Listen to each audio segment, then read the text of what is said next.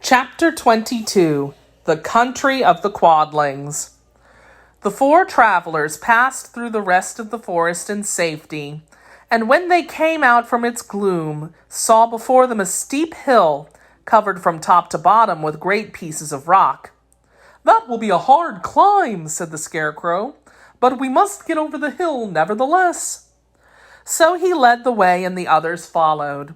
They had nearly reached the first rock when they heard a rough voice cry out, "Keep back!" "Who are you?" asked the Scarecrow.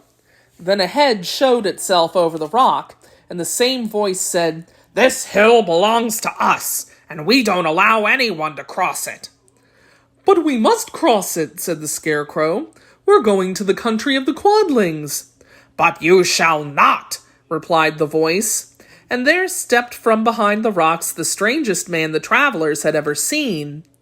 He was quite short and stout and had a big head, which was flat at the top and supported by a thick neck full of wrinkles. But he had no arms at all, and seeing this, the Scarecrow did not fear that so helpless a creature could prevent them from climbing the hill. So he said, "I'm sorry not to do as you wish, but we must pass over your hill whether you like it or not." And he walked boldly forward. As quick as lightning, the man's head shot forward, and his neck stretched out until the top of his head, where it was flat, struck the Scarecrow in the middle and sent him tumbling over and over down the hill. Almost as quickly as it came, the head went back to its body, and the man laughed harshly as he said, "It isn't as easy as you think." A chorus of boisterous laughter came from the other rocks, and Dorothy saw hundreds of the armless hammerheads upon the hillside, one behind every rock. The lion became quite angry at the laughter caused by the Scarecrow's mishap, and giving a loud roar that echoed like thunder, he dashed up the hill. Again a head shot swiftly out, and the great lion went rolling down the hill as if he'd been struck by a cannonball. Dorothy ran down and helped the Scarecrow to his feet, and the lion came up to her, feeling rather bruised and sore, and said, "It is useless to fight people with shooting heads. No one can withstand them." "What can we do, then?" she asked. "Call the winged monkeys," suggested the Tin Woodman. "You still have the right to command them once more." "Very well," she answered, and putting on the golden cap, she uttered the magic words. The monkeys were as prompt as ever, and in a few moments the entire band stood before her. "What are your commands?" inquired the king of the monkeys, bowing low. "Carry us over the hill to the country of the Quadlings," answered the girl. "It shall be done," said the king, and at once the winged monkeys caught the four travelers and Toto up in their arms and flew away with them.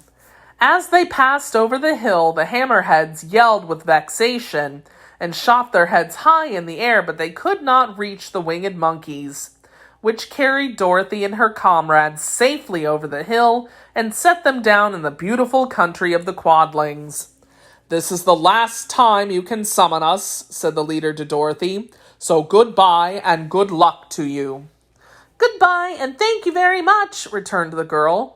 And the monkeys rose into the air and were out of sight in a twinkling.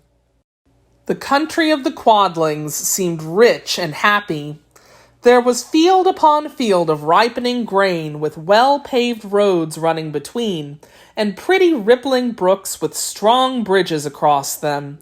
The fences and houses and bridges were all painted bright red, just as they'd been painted yellow in the country of the Winkies and blue in the country of the Munchkins.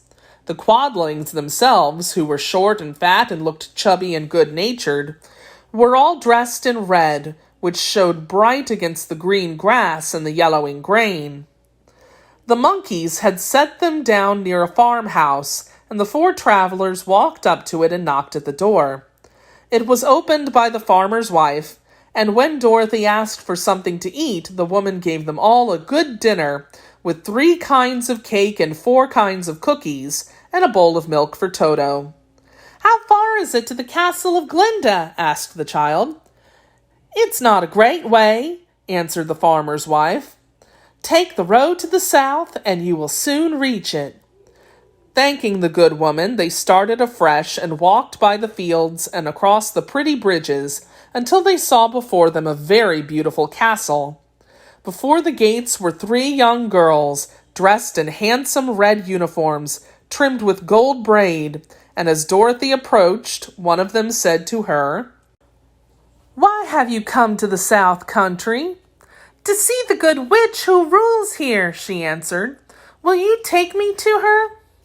"Let me have your name, and I will ask Glinda if she will receive you." They told who they were, and the girl soldier went into the castle. After a few moments, she came back to say that Dorothy and the others were to be admitted at once.